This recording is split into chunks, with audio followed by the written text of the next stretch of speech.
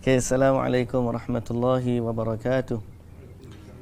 Bismillahirrahmanirrahim. Alhamdulillahi rabbil alamin. Wassalatu wassalamu ala Rasulillah wa ala alihi wa sahbihi ajma'in. Amma ba'd. Muslimin dan muslimat yang dirahmati Allah Subhanahu wa taala sekalian, alhamdulillah. Syukur pada Allah Subhanahu wa taala, dan pada pagi ini kita akan baca dari surah Hud bermula dari ayat 39. Dan hari ini kita akan baca banyak sikit sampai kepada ayat 45. Iaitu satu muka surat lah. Biasa kita ambil setengah muka. Hari ini kita ambil satu muka, insya-Allah. A'udzu billahi minasy syaithanir rajim.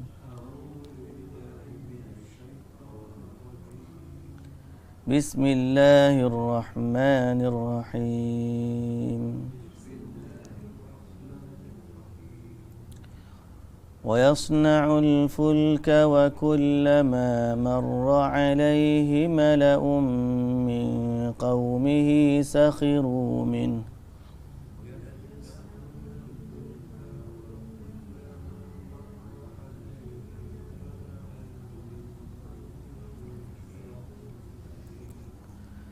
قال إن تسخروا منا فإنا نسخر منكم كما تسخرون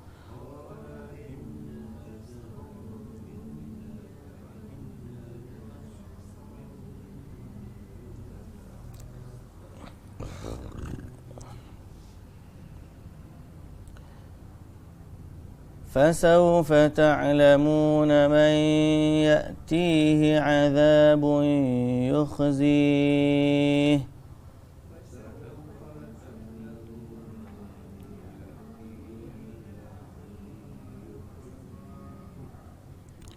ويحل عليه عذاب مقيم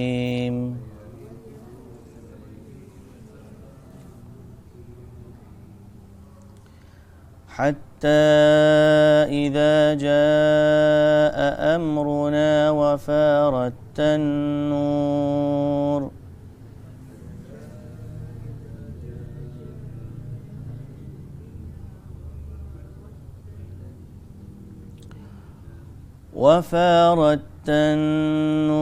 قل نحمل فيها من كل زوجين اثنين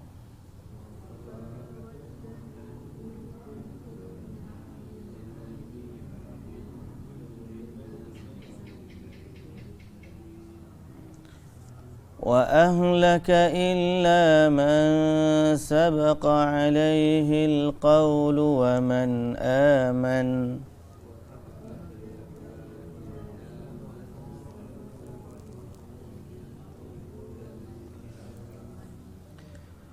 وما آمن معه إلا قليل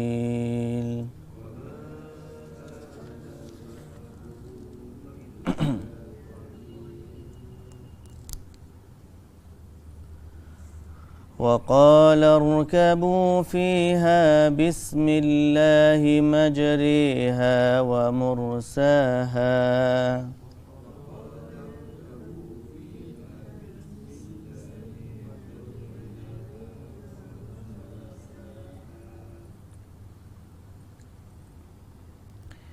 إن ربي لغفور رحيم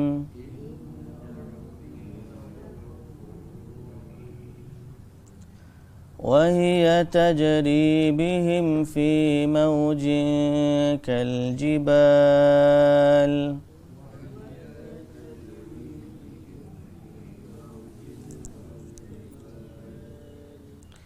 ونادى نوح ابنه وكان في معزل يا بني اركب معنا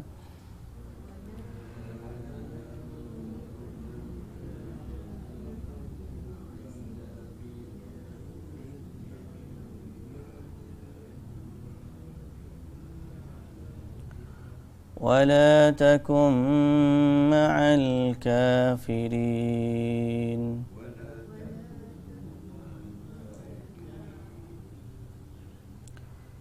قال سآوي إلى جبل يعصمني من الماء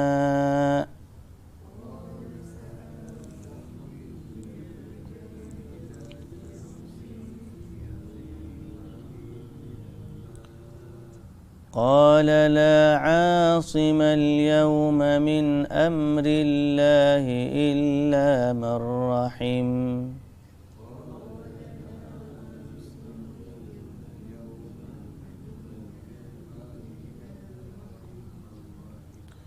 وحال بينهما الموج فكان من المغرقين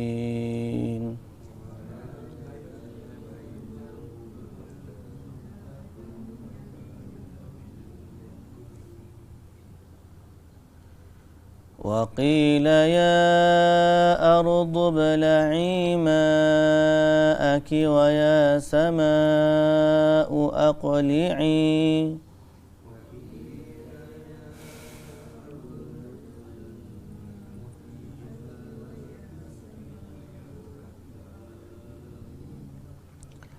وغيض الماء وقضي الأمر واستوت على الجودي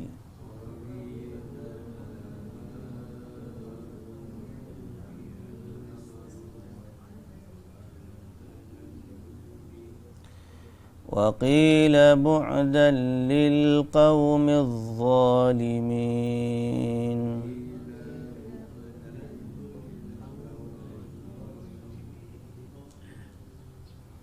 ونادى نوح ربه فقال رب إن ابني من أهلي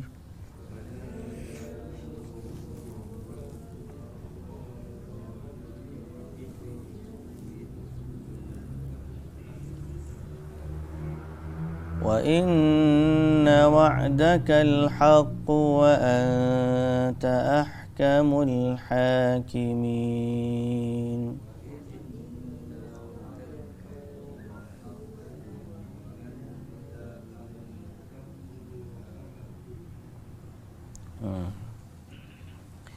Bismillahirrahmanirrahim. Alhamdulillah wassalatu wassalamu ala Rasulillah wa ala alihi wa sahbihi ajma'in.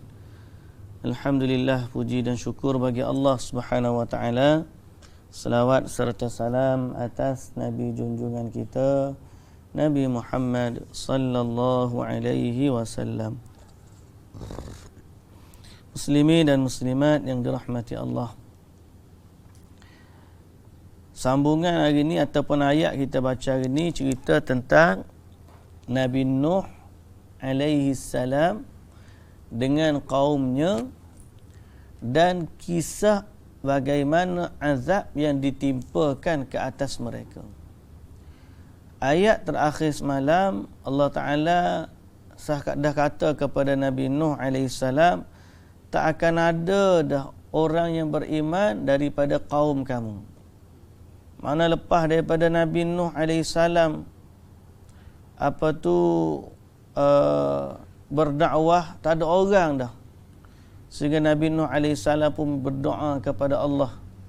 Setelah daripada kaum dia minta disegerakan azab, maka Nabi Nuh AS berdoa kepada Allah. Kemudian Allah Ta'ala wahyukan kepada Nabi Nuh AS bahawa tidak ada lagi kaum dia yang akan beriman selepas ini. Dan Allah Ta'ala wahyukan kepada Nabi Nuh AS untuk membina kapal dengan petunjuk dan pemerhatian dari Allah Subhanahu wa taala. Dan jangan dihiraukan atau jangan merayu lagi kepada aku tentang kaummu. Maksudnya setelah Nabi Nuh berdoa kepada Allah agar Allah timpakan azab ke atas mereka, okey, maka Allah Taala kata lepas ni jangan lagi merayu kepada aku tentang kaum kamu. Walau siapa pun dia. Dan Nabi Nuh dah doa dah. Walau siapa pun dia, maka itulah yang Allah Ta'ala tentukan. Maka ayat hari ni wa yasna'ul fulka, Nabi Nuh pun buatlah kapal. Maka dan Nabi Nuh pun membuat bahtera itu. Nabi Nuh buat bahtera. Dan setiap kali wa kullama marra alaihi mala'un min qaumih, setiap kali sepuak dari kaumnya, mala'un min qaumi, beberapa orang daripada kaumnya, kaum pembesar-pembesar ni, melalui tempat dia membina kapal.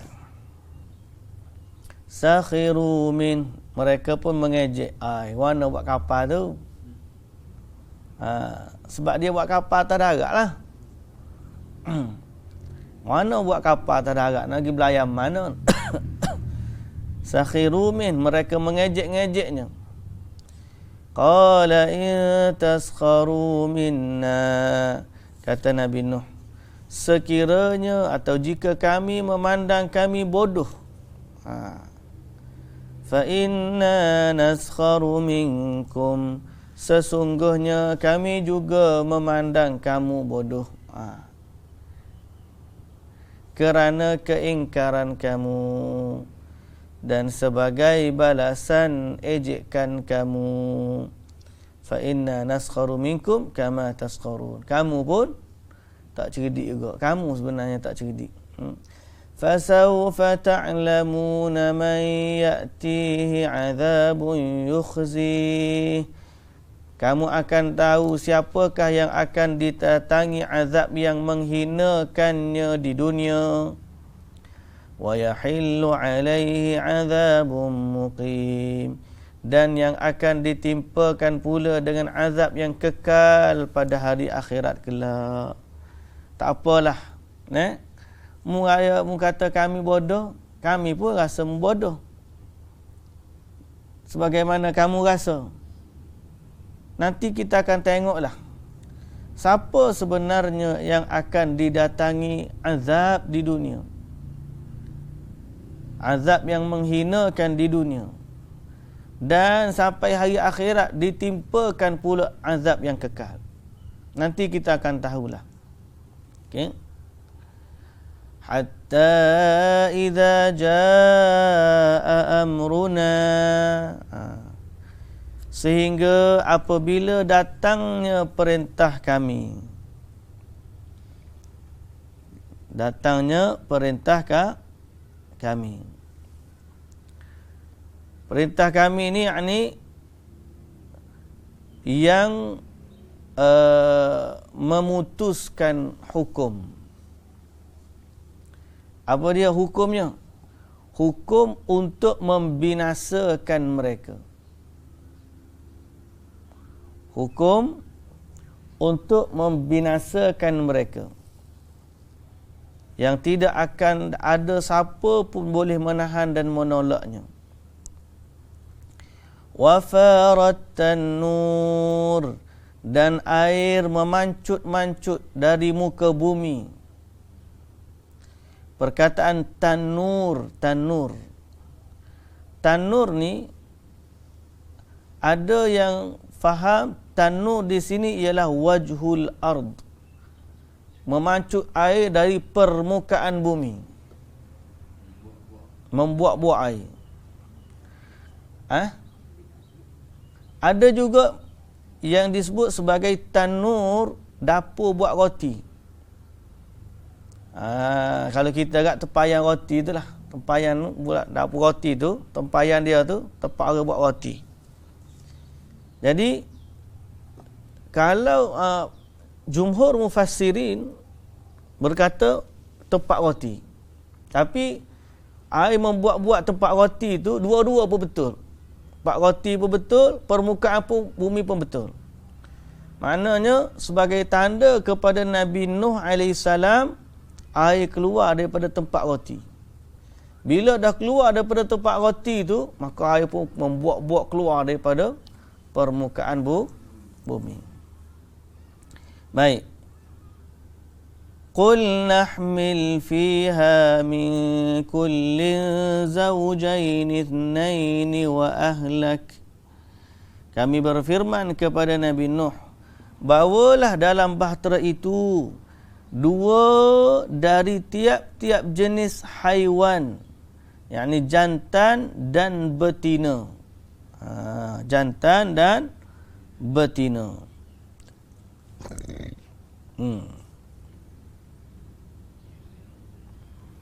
Jantan dan betina.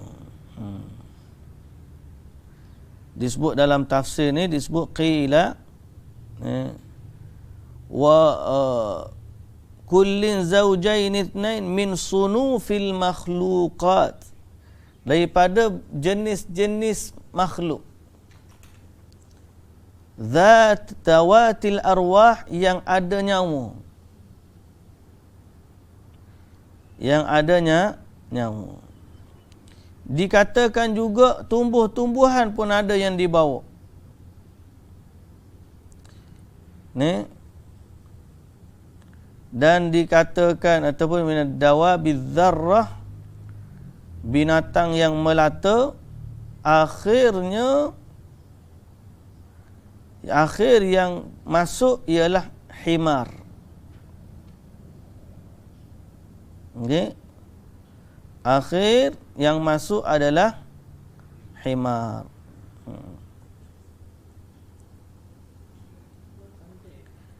Keldai. Keldai. Sehingga disebut keldai akhir ni kerana ada iblis duk bergantung di belakang ekor keldai. Nak masuk juga. Nak nupai juga.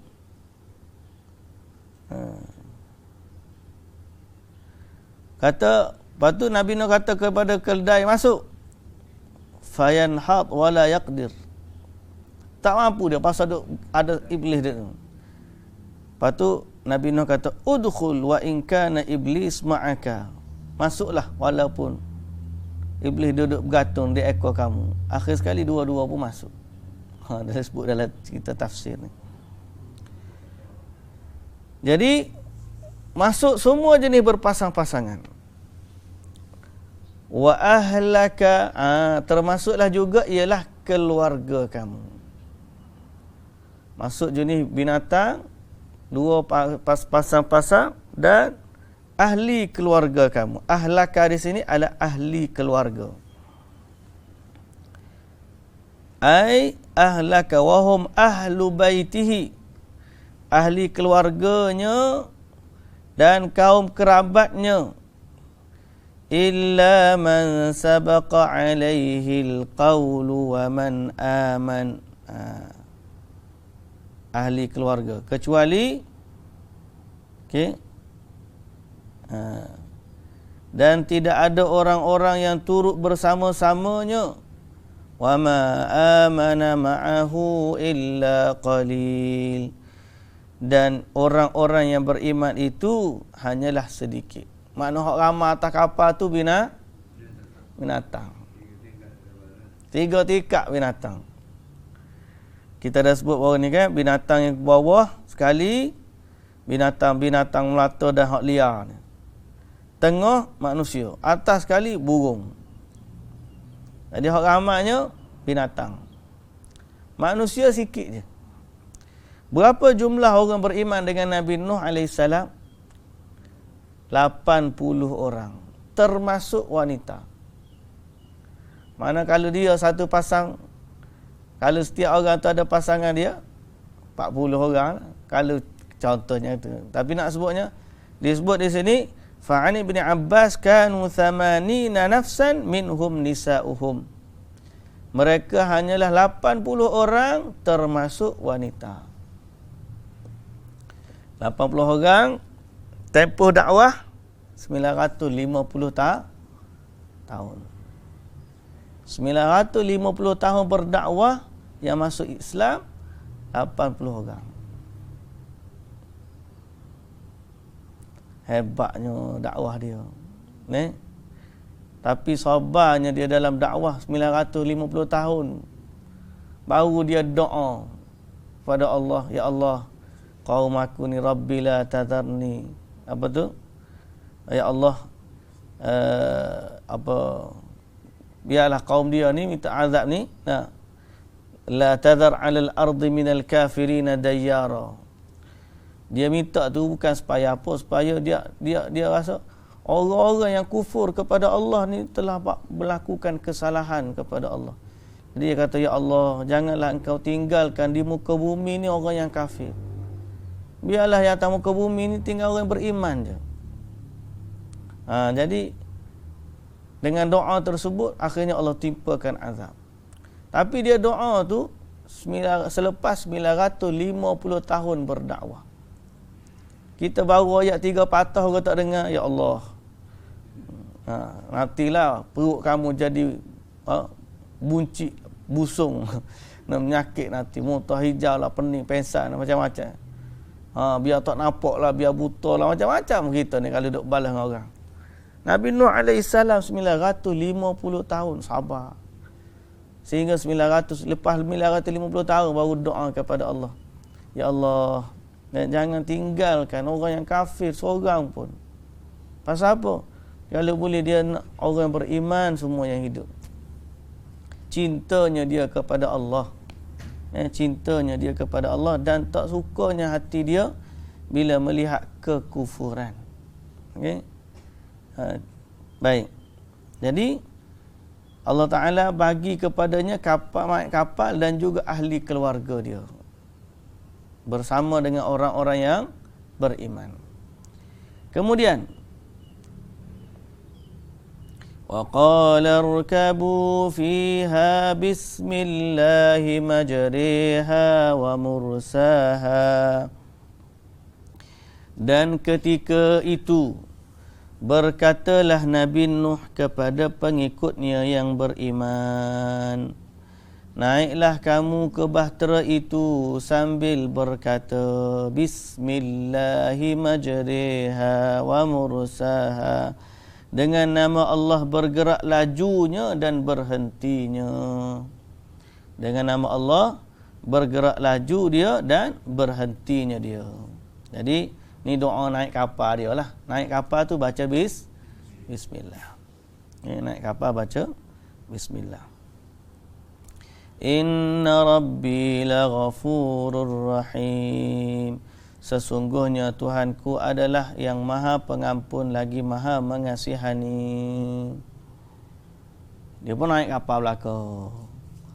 Bila naik kapal tu, air pun membuak-buak sehingga kapal tu pun terapung.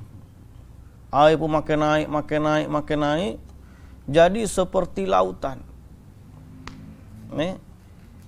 Permukaan bumi ni jadi macam lautan.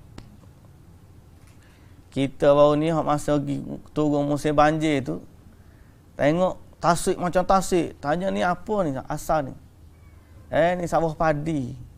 Ni sawah padi jadi macam tasik yang luas pasal air banyak Tu baru sawah padi jadi tasik. Ni permukaan bumi jadi lautan. Kalau banjir di Maran, Pahang. Kalau banjir di Johor ni, kita tengok banjir di Lipis, air banyak. Tapi tak jadi tahap laut lagi. Ni tenggelam sama jadi lautan. Lalu وَهِيَ تَجْرِي بِهِمْ فِي مَوْجٍ كَالْجِبَالِ. Dan ketika itu mereka semua naik dan bahtera itu pun bergerak laju membawa mereka. Tanya Abdullah ni. Abi nak ngajar. Ni tanya Abdullah. Balik Mandi. Dan mereka semua naik, bahtera itu pun bergerak laju membawa mereka dalam ombak yang seperti gunung. Ombak seperti gunung. Abdul Aziz, mari sini kami. Sini. Mari duduk. Jangan kacau. Abi duduk ngajar. Duduk. Bising. Duduk je. Jadi dia belayar seperti ombak gunung. Ombak tu seperti gunung. Tingginya air. Makna banjir tu daratan dah jadi lautan. Lautan tu bukan lautan biasa dak. Sampai ombak dia setinggi gunung. Besarnya air dia. Wa nada Nuhun ibnahu. Maka Nabi Nuh pun memanggil anaknya yang sedang berada di tempat yang terpisah daripadanya. Mana anak dia tak naik kapal. Anak dia tak naik kapal. Isteri dia pun tak termasuk dari kalangan yang beriman. Okay? Batu Allah Ta'ala sebut dalam Quran, perumpamaan orang yang kafir ni seperti dua orang isteri Nabi. Imra'ata Nuhin wa imra'ata Lut. Isteri Nabi Nuh dan isteri Nabi Lut. Kanata tahta abdaini min ibadina salihin. Padahal dua-dua orang tu isteri Nabi, orang yang soleh. Fakhanatahuma. Dia khianati suami dia. Yakni dia tidak beriman dengan suami dia. Falam yughniya anhuma minallahi syai'a. Di hari akhirat suami dia pun tak boleh tolong dia. Dan dua-dua di hari akhirat nanti dikatakan, masuklah kamu ke dalam neraka. Isteri Nabi Nuh dan isteri Nabi Lut. Anak pun sama juga. Anak Nabi Nuh AS tak beriman. Anak dia tidak beriman. Dia tak termasuk dari orang yang naik kapal. Jadi Nabi Nuh ni tengok anak dia, dipanggil anak dia naik kapal.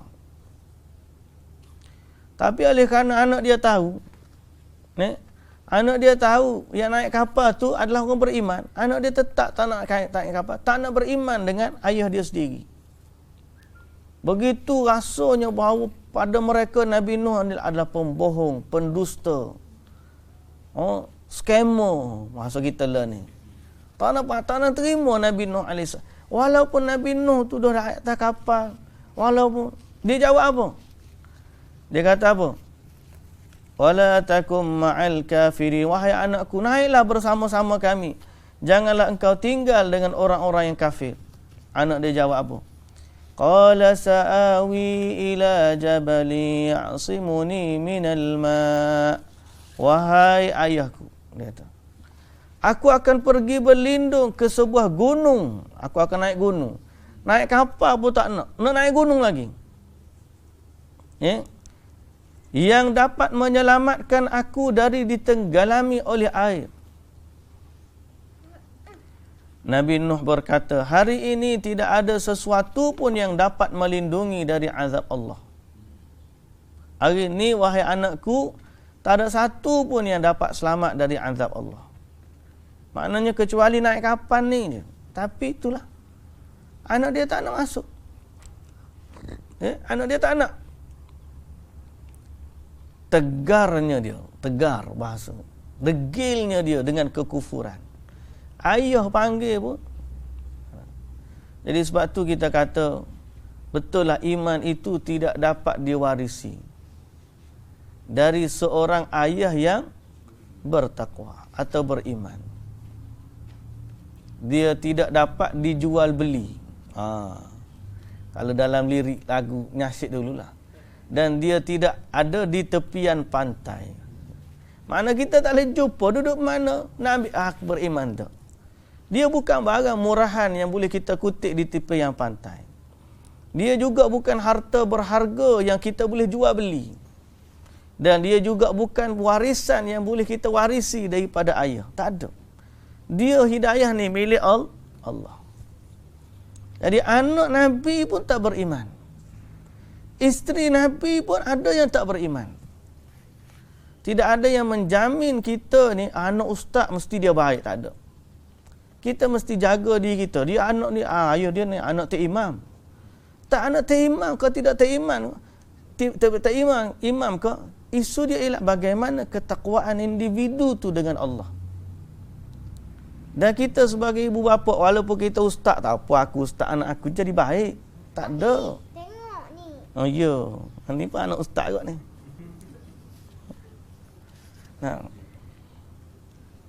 Tak ada yang menjamin keselamatan seseorang itu dari azab Allah.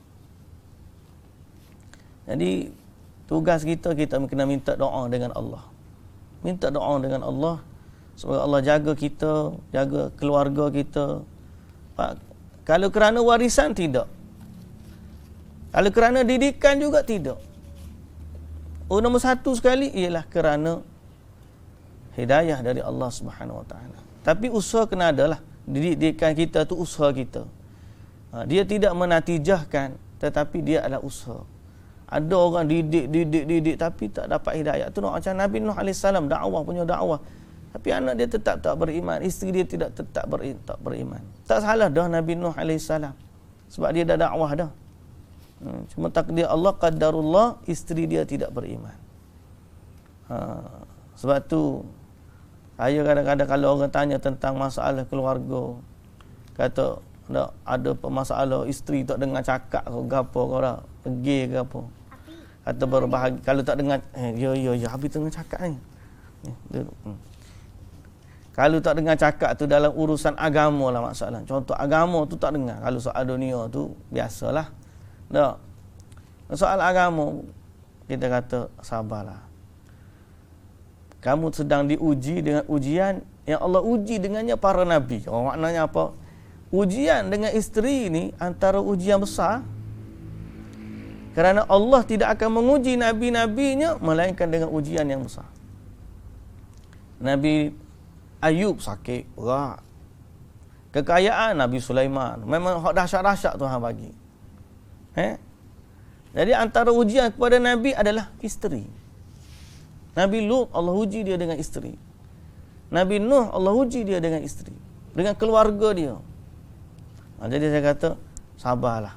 Doalah kepada Allah. Kita minta doa kepada Allah Subhanahu Wa Taala kerana sesungguhnya hidayah tu milik Allah, bukan milik kita. Hidayah tu milik Allah. Aisyah masuk kelas pukul 8.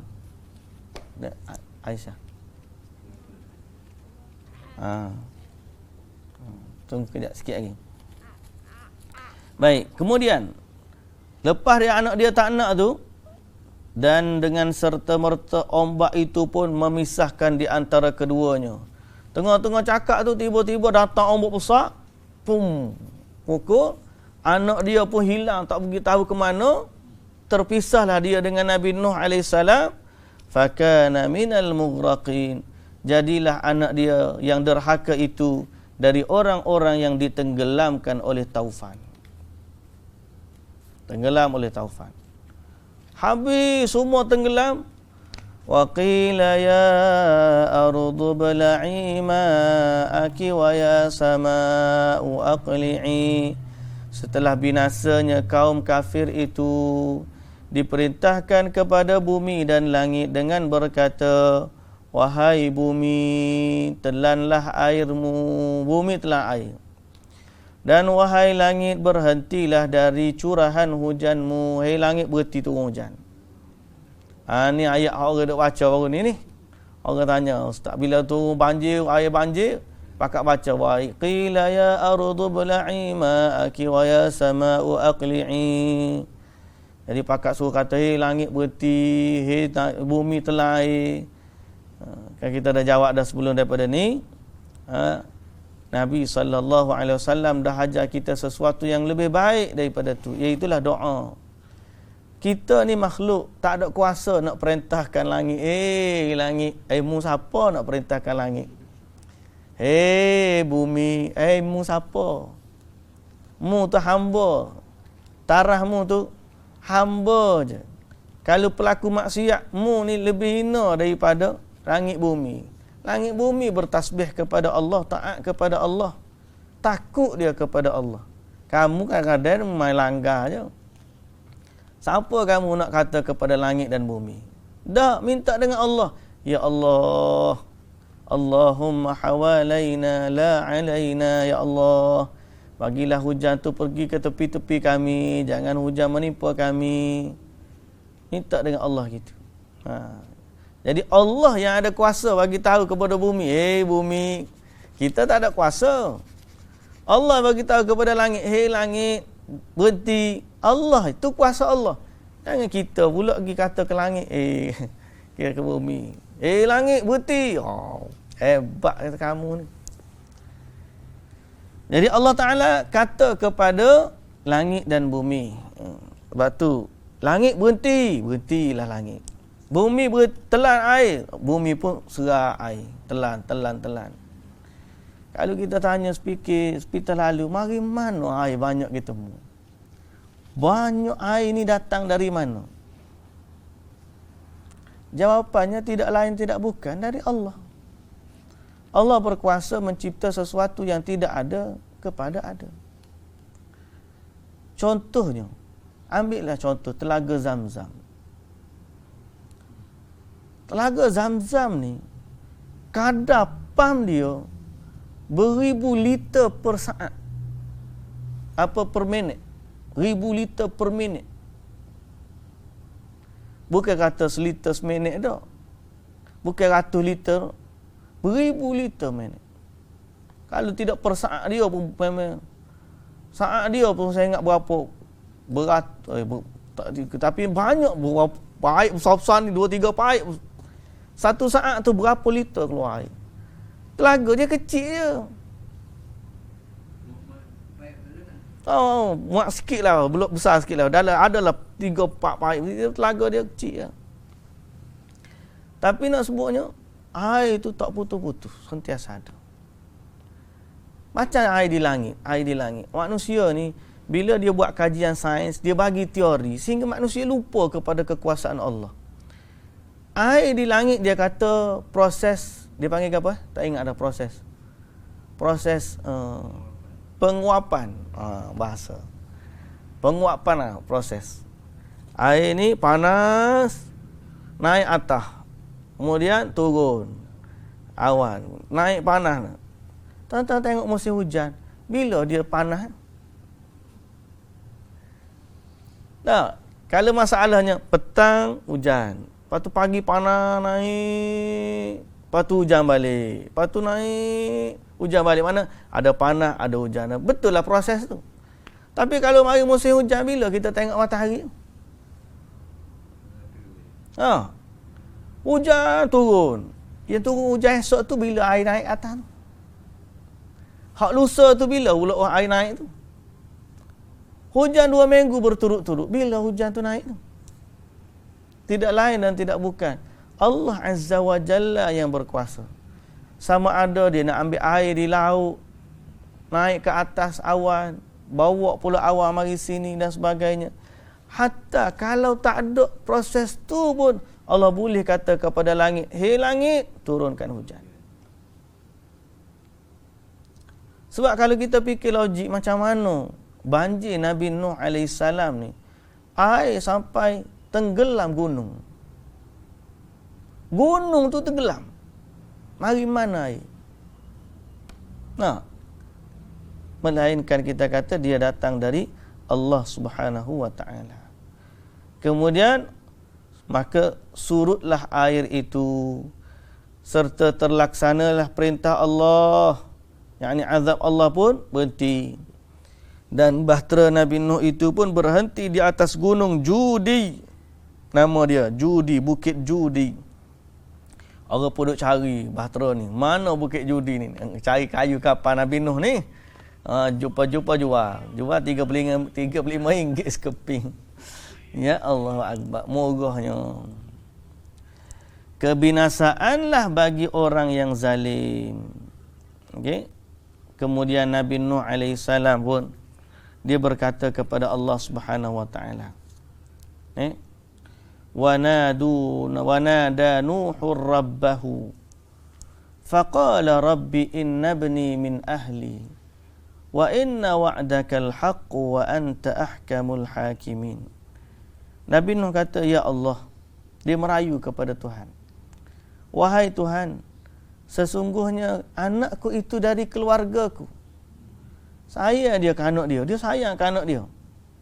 Dia kata, ya Allah, anak tu dari keluargaku. Wa inna wa'dakal haqqu, bahawa janjimu pasti benar. Apa kata dia janji benar ni? Dia refer kepada wahyu Allah yang kita baca pada tadi. Masukkan dalam kapal, binatang-binatang, sepasang-pasangan dan ahli keluargamu.